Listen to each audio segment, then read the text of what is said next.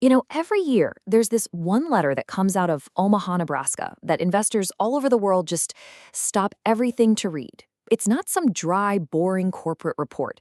It's basically a masterclass in business from Warren Buffett.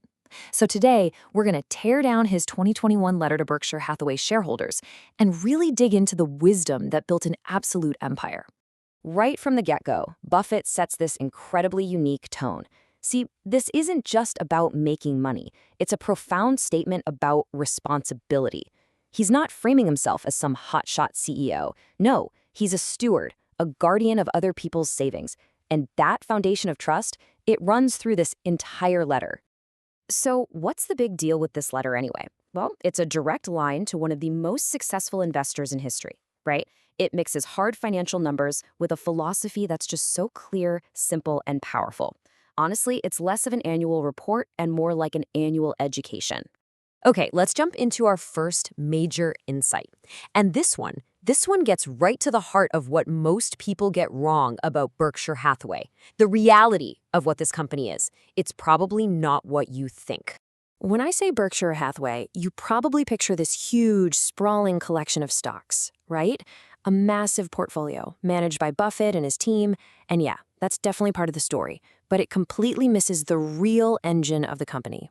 The reality is something else entirely. By the end of 2021, Berkshire owned and operated a staggering $158 billion in US-based infrastructure.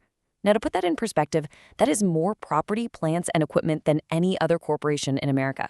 So this isn't just a portfolio of paper assets. It's a physical, industrial powerhouse.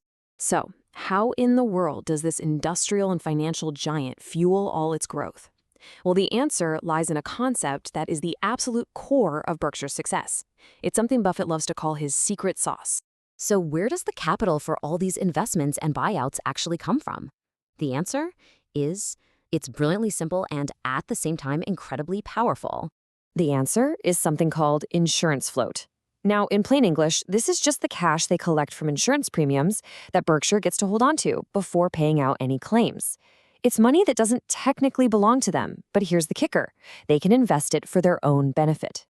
And the scale of this float is just mind-boggling. It has ballooned from just $19 million way back in 1967 to a massive $147 billion today. This enormous, constantly growing pool of money is basically the rocket fuel for the entire company's investment engine. Look, the best way to think about it is this. Imagine getting a gigantic loan that costs you zero interest, and you pretty much never have to pay it back all at once. That's float. It is a permanent, cost-free source of capital that gives Berkshire an advantage that is almost impossible to compete with. Okay, so they have all this capital, right? How did they decide where to put it to work? This question brings us to the fundamental philosophy that really separates Berkshire from almost everyone else on Wall Street. In his own words, Buffett makes this absolutely critical distinction. They don't look at stocks as these little flashing symbols on a screen to be traded. No, they see them as what they are, a small piece of ownership in a real, living, breathing business. And that difference in mindset is just profound. A stock picker is trying to guess what the market's going to do next week, next month. A business picker, like Buffett, is analyzing a company's long-term competitive strengths and asking a totally different question. Is this a wonderful business that I want to own a piece of for the next decade or two? It's a complete shift in perspective.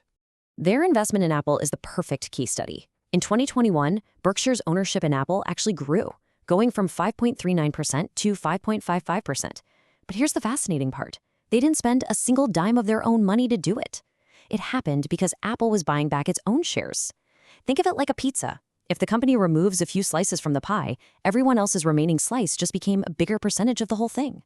That is the business picker philosophy at its best, letting a great business do the work of increasing your ownership for you.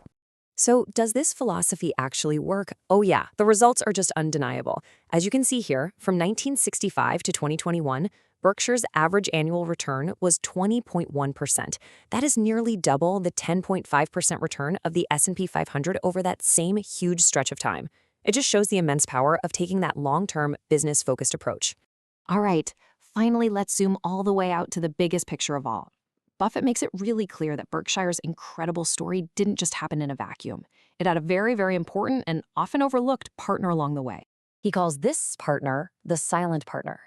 The idea is simple. When Berkshire does well, the country does well, and vice versa.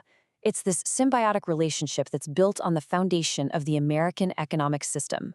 And if you want to put that partnership into perspective, just think about this. Back when the original Berkshire textile company was failing, it paid about $100 a day in income tax. Today?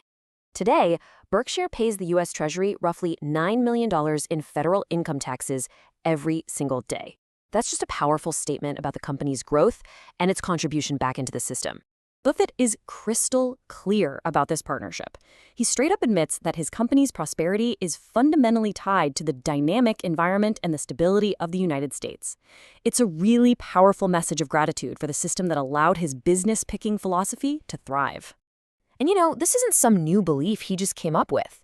It goes all the way back to his very first investment as a kid on March 11th, 1942. The Dow Jones closed at just 99 that day. His takeaway then, just as it is now, is a simple, powerful principle. Never bet against America. So, as we wrap this up, the letter really leaves us with this big question to chew on.